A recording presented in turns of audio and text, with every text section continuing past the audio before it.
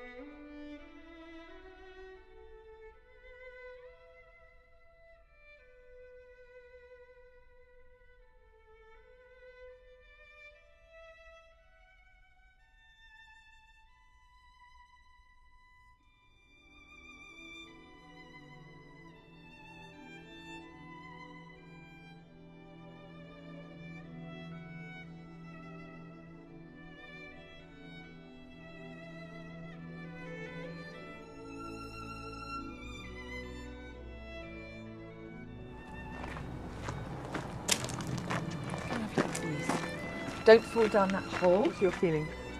Well, it's very odd coming back here so long after starting my legal career here in 1977.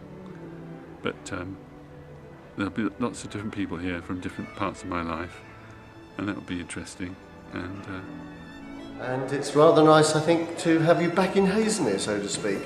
I think it's a wonderful exhibition, Tim. I'm really impressed about the quality and the content. Reading the labels that go with the pictures is just fascinating, absolutely fascinating.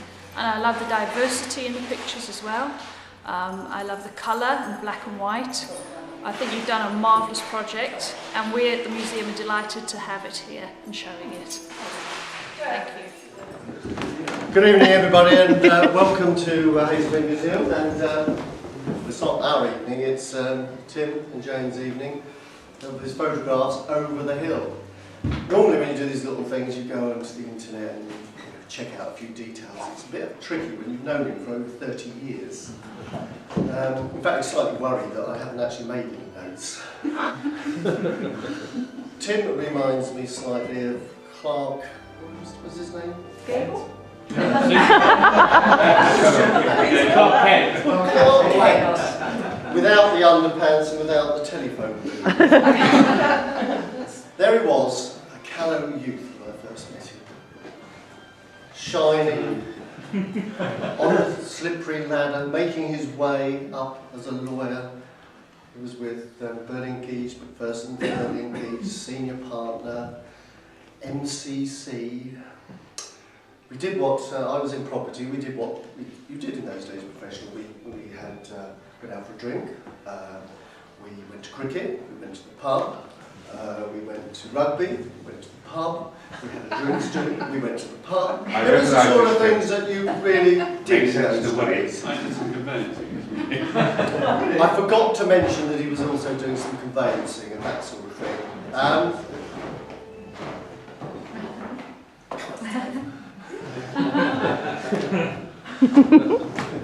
So you can imagine, establishment figure. Okay, there he is, member of MCC, probably the worst bowler I've ever come across, but we'll pass on that one. But member of the establishment, he then gets ill. We all think, oh, this is dreadful, this is probably the end of it, you know, he's retiring. Instead of that, he comes out of that booth, and he's another person. The alter ego appears. He becomes his own art installation.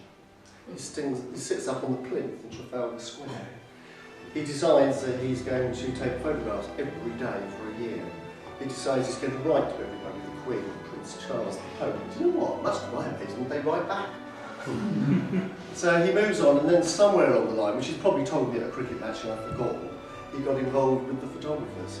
And as a result of that, the photographers, I think it was Tim's idea, but the photographers were so keen to do something different. And what we've got here is really an expression of actually freedom. And I hate to say this to any erstwhile partners, but he just leapt away from being a lawyer into this person of art. And whereas sometimes one might feel sorry that he's got Parkinson's, I think quite the opposite. It's been a complete revelation. I think he's had an absolutely wonderful time. I won't go into all the stories I thought of. I'll just give one sensible view, which was actually which had nothing to do with me at all. Which was because he's also appeared in little films, and you'll find if you go on, you must go on YouTube and look for Budden Phil. I like Budden Phil, particularly early Budden Phil. Go on YouTube and look for it. But anyway, I had a film made about him, and the film chap said, "This film offers a symbolic exploration of Tim's identity, sharing his vulnerability, humanity, transformation and eventual liberation, part of his process of a philosophical approach to Parkinson's disease. Tim expresses and in his own way liberates himself from the pressures that come with being a grown-up." Well, I'm not going to talk about that when we go to cricket, obviously, but I think it probably does explain exactly where he is. Tim. Aww. Thanks very much.